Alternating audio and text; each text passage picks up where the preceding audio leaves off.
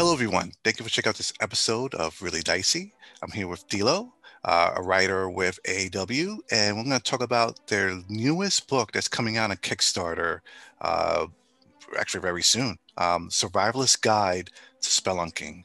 A book that I'm very excited about. Anyone that knows me knows I love the Underdark and love doing adventures underground, and monsters are just a part of it. The environment is a huge part of what makes underground adventures exciting. So, Dilo, um, tell us about this book. Okay, so first of all, you probably remember the Dungeoneers Survival Guide, right? I mean, it's one of the old-time classic second edition books. And that guide unlocked the underworld in a way. It unlocked the Underdark. It was the first book that really focused on the environments below the surface. And it's one of those timeless books that I'm referencing regardless of the system that I'm using and that I'm playing in. And Jonathan proposed to me to write a kind of a sequel to that all-time classic because we managed to get Doug Niles, the author of the original Dungeoneers Survival Guide, on board. And yeah, well, I was sitting there like, wow, I'm flabbergasted and honored, and I need to make this work. So I looked at this book and pretty quickly determined that I didn't just want to write more class options, more Underdark monsters or something like that. I wanted to do something similar to what the Dungeoneers Survival Guide did. I wanted to unlock new ways of playing. And I think I succeeded in that. Let me give you an example. I'm a huge fan of old school comic books, so like the old Savage Sword of Conan comics, for example, Red Sonja, all that stuff. So in those books, and in literature in general, you often have this notion of the lone hero wandering into the desert, the icy wasteland, or something like that, and succeeding where all others failed, right? I mean, all those other people just drop dead somewhere in the desert, but the hero succeeds. And then they find this lost city, you know, or this great tomb or something like that. And I realized during my time as a reviewer that there isn't really any system of the big ones that does survival epics well, right? I mean, 5e is pretty good at it, or at least better than many others, because you have this nice 6-level exhaustion progression. But that alone won't carry the whole thing. So I figured I'd focus on the survivalist guide and bring all of this wonder to the underworld. So I started designing rules and systems, and that's actually a little bit more complicated than one would think, because there are different types of players and different types of groups running 5e.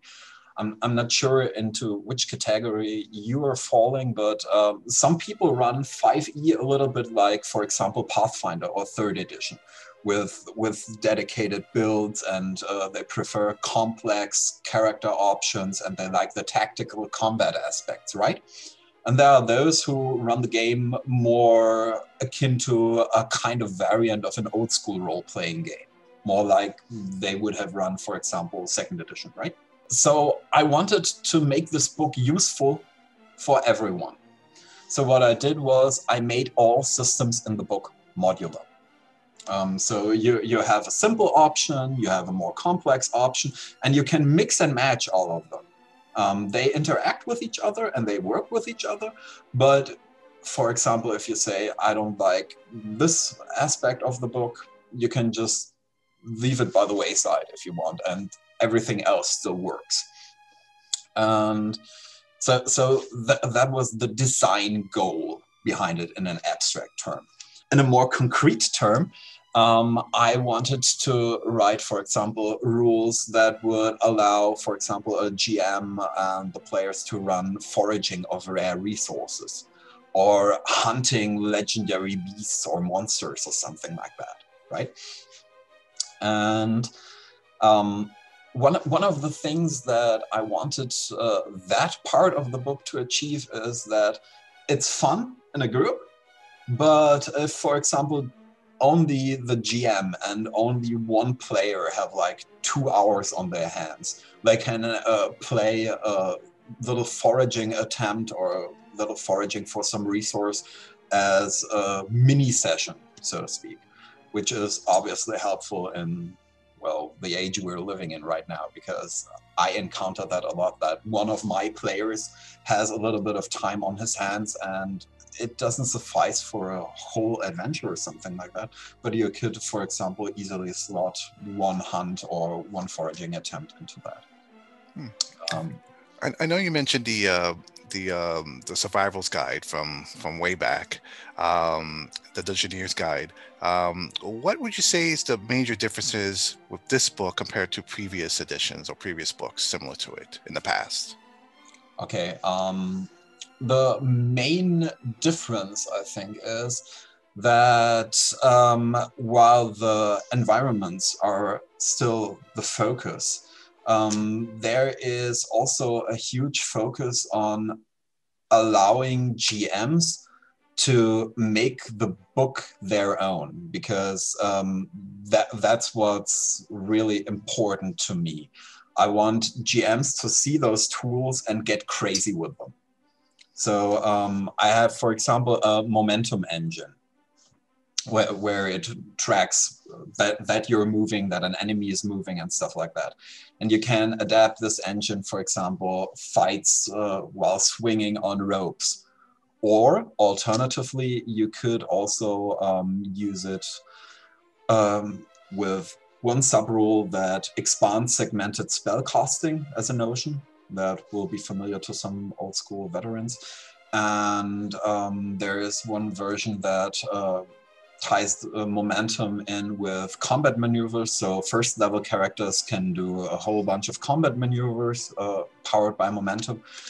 And you could combine those together and create, for example, huge super bosses a la Final Fantasy, where you use momentum to temporarily disable components of those enemies.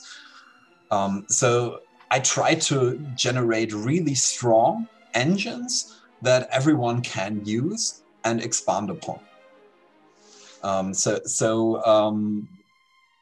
try to design it with not just 5e in mind, but even though the book is completely written for 5e and completely compatible with it, I actually wrote it so that it will be useful for just about any role player, because all those engines are so easy to parse into whatever system you want to play that it's super simple. Tell us about the different environments. I noticed that the book in the press release talks a little bit about like being too close to hell and some other fungus regions, things like that. What can you share us about that? Okay. Well, we have obviously fungal jungles because, hey, underworld. We have the regions adjacent to Hel, so the kind of semi-Norse underworld of the Aventure setting, which is essentially Hel, obviously. We have the colloid. So the colloid is essentially picture that at one point a meteor came down, and from it wonderful crystalline landscape started to spread, right? And this landscape, for example, started freezing at a glacial pace, subterranean lakes in place. So you have frozen crystal lakes hanging in midair and stuff like that. And the thing is, it is sentient. And it is, it actually wants to save existence from entropy. So it tries to conserve all life in its crystalline depths, and it's radically and brutally opposed to anything that's undead and all agents of entropy. So it can also generate hard-light phantoms, by the way, and sometimes tries to lure people inside and things like that. Okay. If I remember correctly, the old guides were just descriptions about the environments and how to adapt to them. Yep. This one is similar to that in a sense that there's no like feats, extra feats, backgrounds, monsters, nothing like that. It's just straight survival. Yep, it's straight survival rules, and we might expand on stuff like that.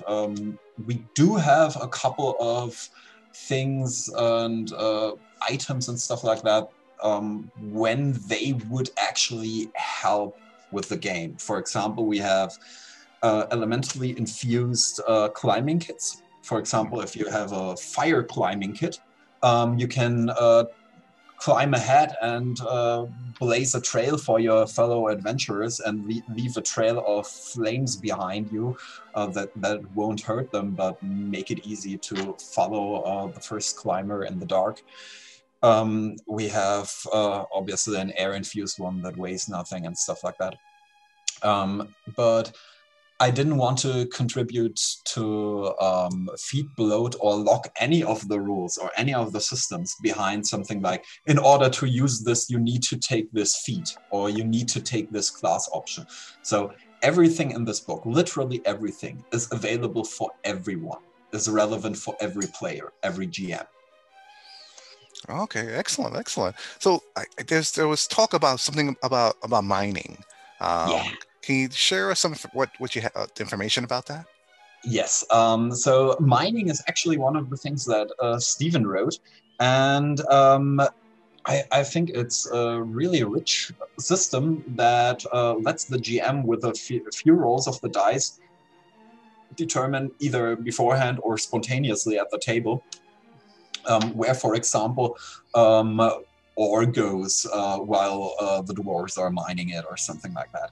So that's one of the enablers, as I like to call them, because it lets you run a mining adventure, for example, where the players are in charge of a claim and they want to mine, I don't know, mithril or something like that, right?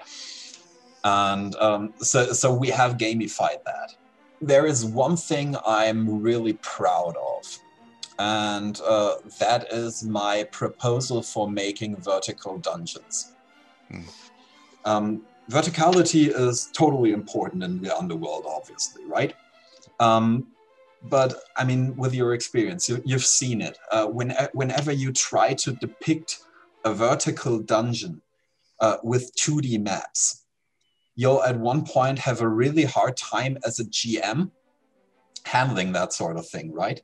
Because you always have those two-dimensional slices of this huge 3D space. And personally, I get confused about how the hate levels connect, how the different tunnels connect and stuff like that. And it's really difficult for me to prep or write stuff like that. And I suck at drawing maps. Well, horrible. Which brings to my next question: maps and the art for this book. What can you tell us about that? If I may just elaborate for a second on the previous thing, because it taps into that. So I wrote a system where you just need a pen and hex paper, and you just use the system and you can plan out huge, and I mean huge, vertical dungeons and make sure that every connection makes sense. And we have a whole page of tables with diagonal range values. So with those two things in place, you can fluidly run vertical dungeons, regardless of whether they're in the underworld or not. So, okay, back to your question regarding map and art, right? Yes.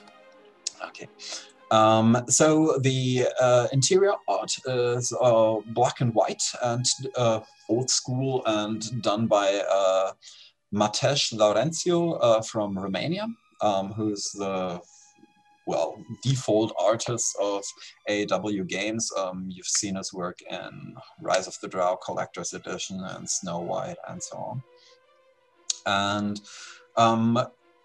he also handled some of the more abstract drawings. Cartography is handled by Tommy Salama, who is probably known to you. I mean, he's one of the most prolific and well-regarded cartographers in the role-playing scene right now. So, yeah,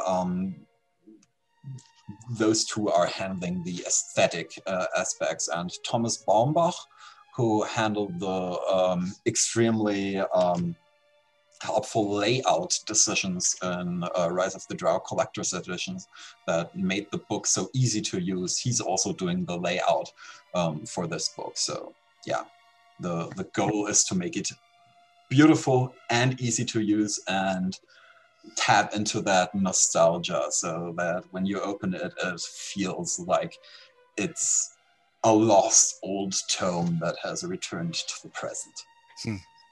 So what is it about the underground environment that players get so excited about it? Why is it that sane people, or mostly sane people, will gather together in a table and want to go deep down in the caverns? What is it about that you think that intrigues players? Well, for me personally, it's probably because I grew up quite close to two of the largest caves in all of Germany, and I've been there even as a kid. Was blown away by how alien everything is. And in a way, the underworld is like one of the last remaining frontiers we have on planet Earth, right?